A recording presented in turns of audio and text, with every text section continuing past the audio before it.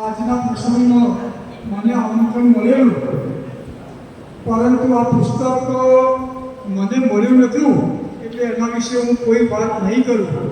પણ સાહિત્યનો જે પંથ છે અને શબ્દનો જે સથવારો છે એ આપણને કનુભાઈ સાહેબે લક્ષ્મીબેને પણ વાત કરી કે આ રસ્તે કોઈ જતું નથી અને આ બનાવવા માટેના કોઈ ઇન્જેક્શન વગર દવા આવતી નથી.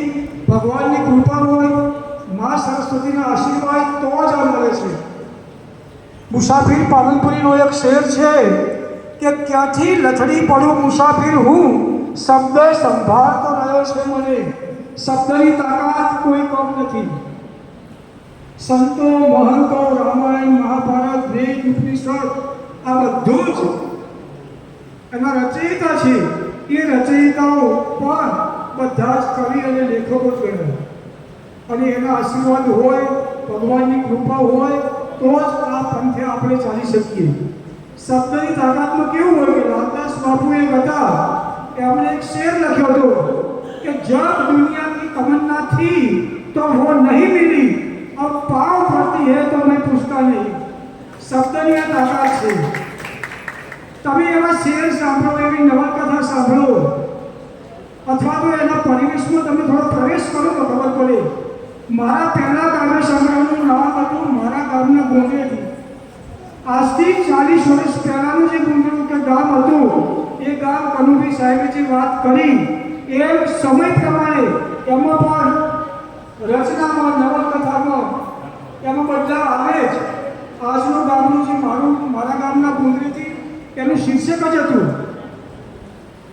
તમે જુઓ કે શાયરોના જે કોઈ શેર હોય અને તમે સાંભળો તો આપણને એમ થાય કે હિંમત અને બળ મળે કે ખુદા તારી કસોટીની પ્રથા સારી નથી હોતી કે સારા હોય છે એની દશા સારી નથી હોતી.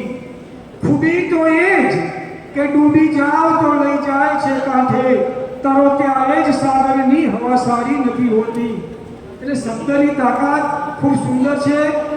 આ ક્ષણે હું રશ્મિભાઈને અને વૈશાલીબેનને સાહિત્યમાં અને ચિત્રમાં પ્રદાન કરવા બદલ મારા હૃદયથી આશીર્વાદ આપી અને એક શેર સાથે હું મારી વાત પૂરી કરીશ કે ઈચ્છો તમારી ઉન્નતિ, ઈચ્છો તમારી ઉન્નતિ, પણ કેટલી ઈચ્છું આગળ વધી પાછળ પડો ના એટલી ઈચ્છું. એ જ અસ્તુ. ભારત માતા કી જય.